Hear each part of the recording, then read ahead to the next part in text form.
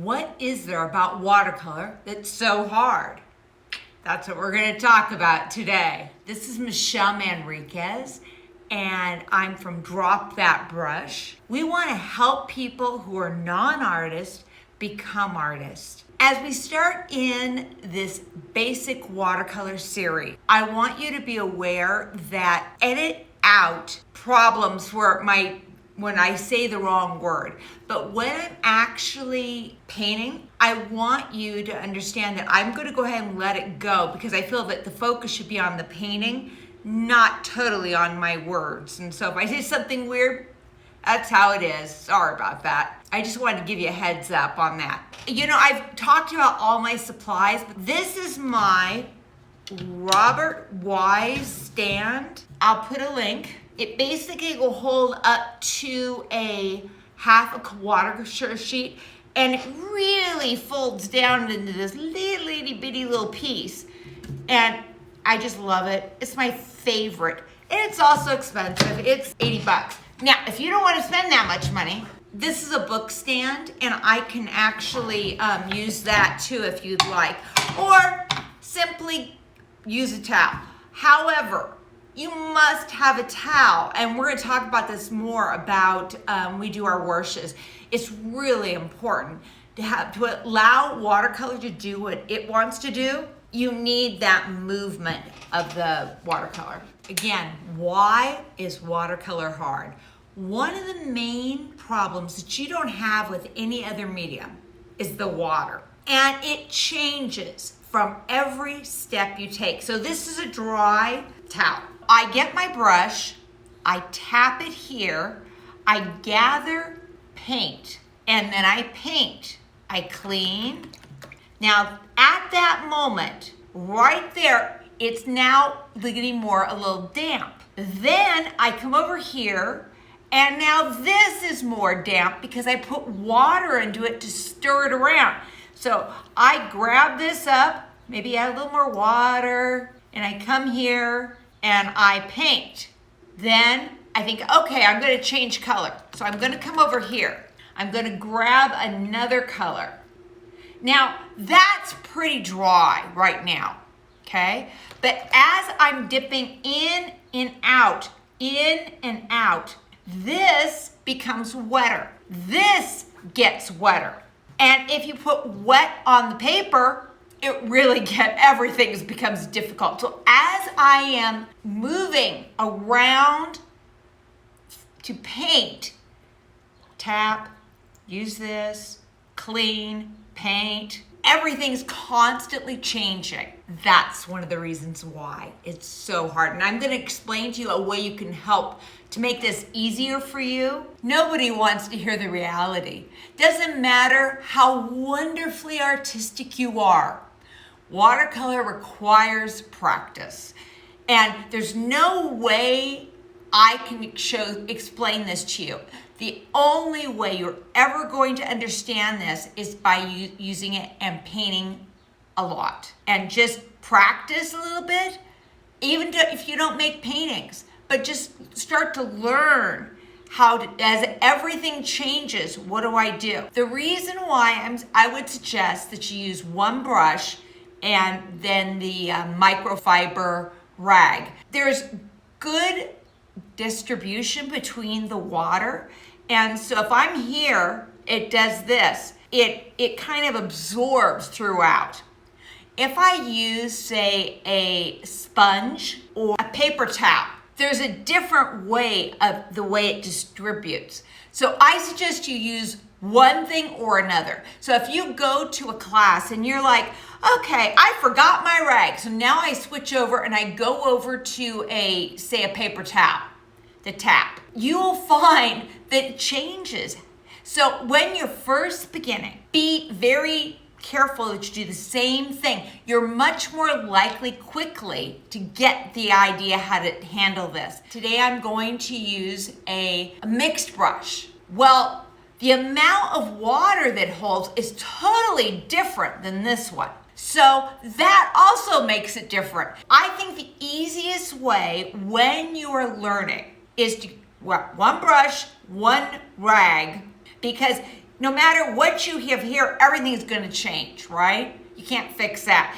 But if I keep some of it similar, then I'm much more likely to get it. What's the problem with the sponges? They're consistently, you have to go over there and drain it. So as you're putting it, moves here, but it gets wet really fast. And that sucks, because then you have to stop what you're doing, go over, squeeze it out. Then because I'm there, now I gotta change my water.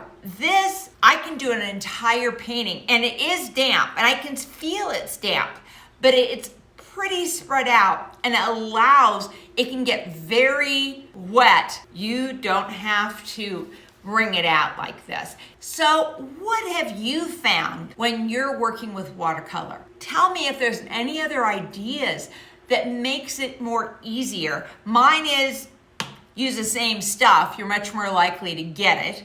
But tell me other ideas or anything you've seen or heard, and I would appreciate you put a comment below. All right, now I'm gonna go and work on actually putting it so you can actually see what I'm doing, and we can look at what happens between the water, the microfiber brush, and the paint. And I want you to be able to really see it. I want to tell you something that people don't always realize. What's happening here in your palette is almost or even more important than watching somebody's brush. Because if you don't understand what's going on with the palette, you're missing at least half of the important thing. I really encourage you to make sure that you're looking at the palette besides the brush work. All right, so anyway, then I think we're gonna go down and we're gonna actually play with what we're talking about. It's dripping, okay? I tap, and then I come over here and I'm looking to see how much water. Now you can see it doesn't move. So I'm gonna use some water. I'm gonna show you a T strength. All right, what I want you to see is that it actually moves. There's movement. There's movement. So a T strength, in fact, I'm gonna even put a little bit more. A T strength is about the correct amount for your first wash. But it moves. I wanna make sure that you're very clear that this moves. Okay, now, let's try to go what I call milk. And I'm moving. Okay, that's too much. I can see that's too much. Well, maybe not. All right, so I can still see the bottom of my palette. Does it still move? Yeah, it still moves pretty good. So let's look and see what this looks like. Okay, now I'm gonna make it cream. Now cream doesn't move as much. I'm making much more thicker. Although I'm gonna do it over on this side so you can really see it.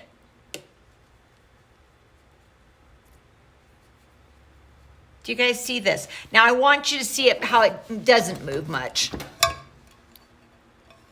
I'm moving it here, there, everywhere. It's not moving. So this is what it'll look like on the paper. And that would be cream. Say chowder. So this is tea, this is milk, this is cream. Now, as values go, this would be a light value, these would be middle value, and this is how I'm gonna get the dark. I go straight into the palette. I don't pull it over here. I just come over here with water and really soak it up. Can you guys see what I did? And there is chowder. How I handle a painting, the first wash is normally tea, and it just separates my whites to everything else. Then the second thing is I do the mid values, which runs either milk or cream. Then at the end, there is normally, I use a little bit of chowder. One other thing that makes it a little difficult is the transparency. Transparency, I can look at somebody's who's using transparent watercolor and I can see that she did the first wash, the second wash, the third wash, or if you put a million washes, it's very obvious. And you can actually see, you can see pencil marks. I like pencil marks. I believe that makes it part of the painting process. Some people hate pencil marks, whatever.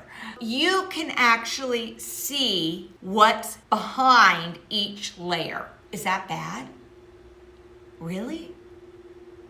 You know, when we do artwork, it is a part of our soul kind of comes into this.